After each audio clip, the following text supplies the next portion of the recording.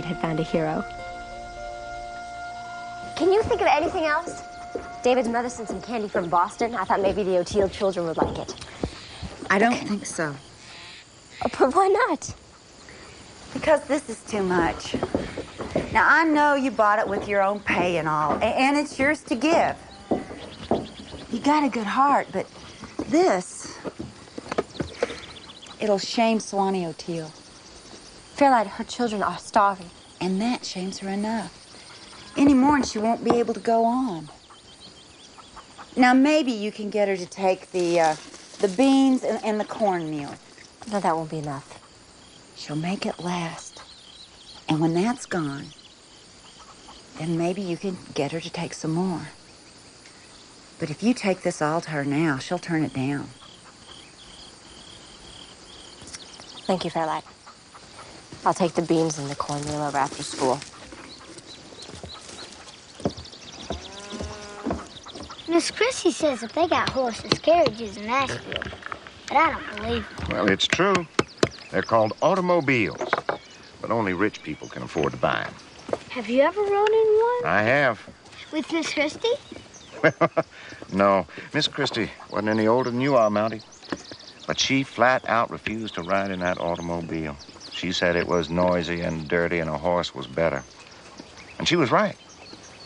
That automobile never went more than 5 miles an hour, and it broke down about every 10 feet. The horse was faster. Are you telling tales on me? No, just a little history lesson. Uh-huh.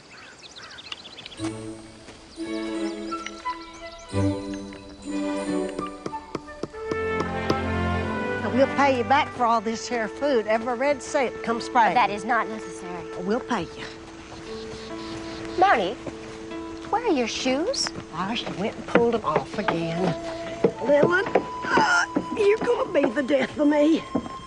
You already had the croup 3 times this fall. Mountie, you have to keep your shoes on. If you're cold, it's easier to get sick. Shoes hurt. They're her brothers. She done worn hers flat out, and George's old one's still too big for her. I know, she told me at school. But look what I have here. They're almost new. They be from the mission barrels. We can't take them. Nathan won't allow it. They are from the mission barrels, but Mountie won them fair and square. She finished her spelling test before anyone else, and all her words were correct.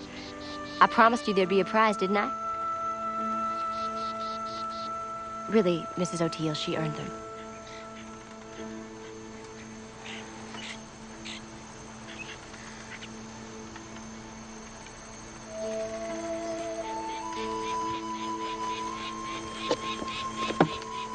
Let me see your foot.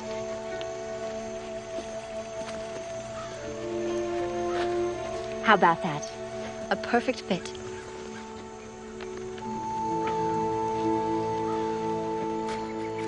Do you see him yet? We're not gonna see him with them branches growing out of your head. They're not growing out of my head. I don't want to scare him off, Saul.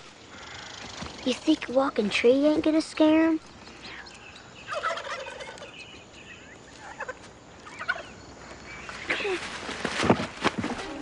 Wait up for me!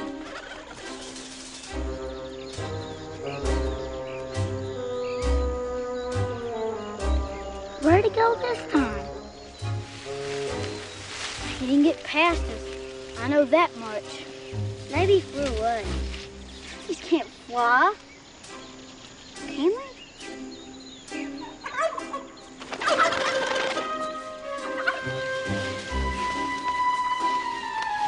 Wait! Wait up! Whoa!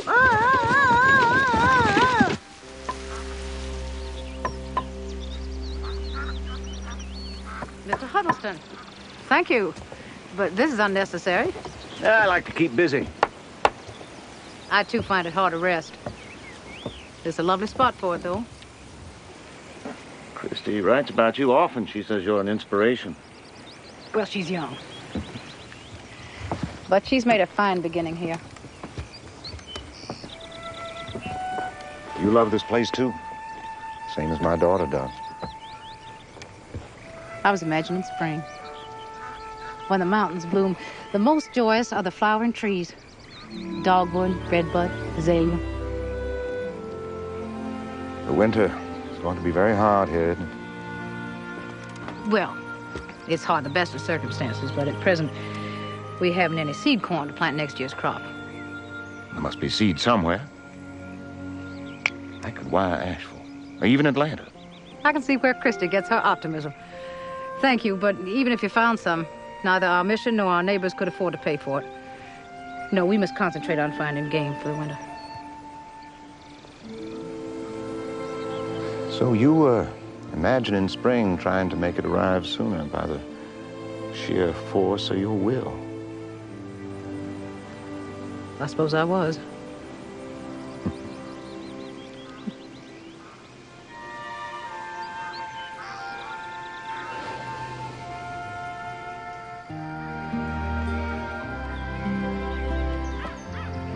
You're looking mighty pleased with yourself.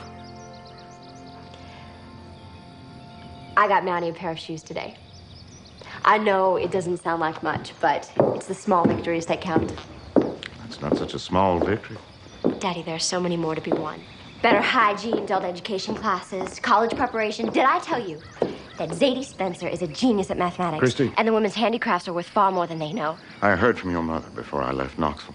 She got your letter about not coming home for Thanksgiving. She treasures that holiday. I can't leave. Some of our neighbors don't know where their next meal's coming from. And their children don't have a lunch to bring to school.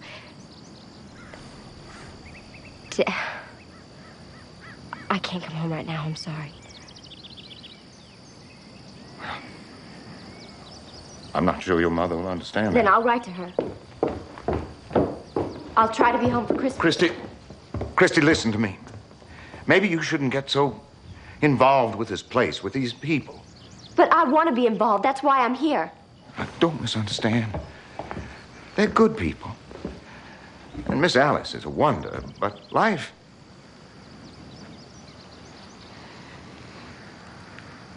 is so hard here.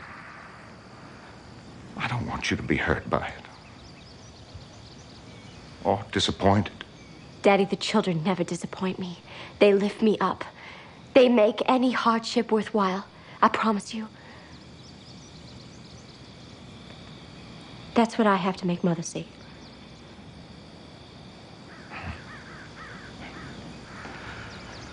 I don't think you should write to her. I think we should telephone her. Oh, but we've never called further than El Paso. David said it's very complicated, something about trunk lines. All you need is a good operator and the right lawyer to negotiate with. We tried and we tried to get through, and it took hours. But we finally got to talk to her mama on the telephone. It don't seem possible. The wires Preacher put up, I know they joined up with other wires. Reckon they could reach all the way over North Carolina. But how can anybody hear through them? Like magic. No, it's not, Zach. It's science. The telephone machine turns your voice into an electrical impulse. It's like a tiny bolt of lightning. It travels at fantastic speed through the wire, and the machine turns it into your voice again at the other end. That's a right powerful machine. Who figured out how to make it? A brilliant and persistent man called Alexander Graham Bell, who also happened to be a Scotsman. Took him many years of his life. Dr. McNeil was a scientist. He trusted facts. For Fairlight, feelings and intuition were far more real. Jeb will be back today. Oh, I ain't fretting. He's just been gone a week. Last year he was gone over a month, and that's when we got so scared. He's fine. Well, the weather's nicer this year. And you said he's renting a better wagon. Oh, don't mind me. I'm just an old worrywart. Fairlight's husband was overdue. And she knew he had with him all the cash from the sale of their homemade honey.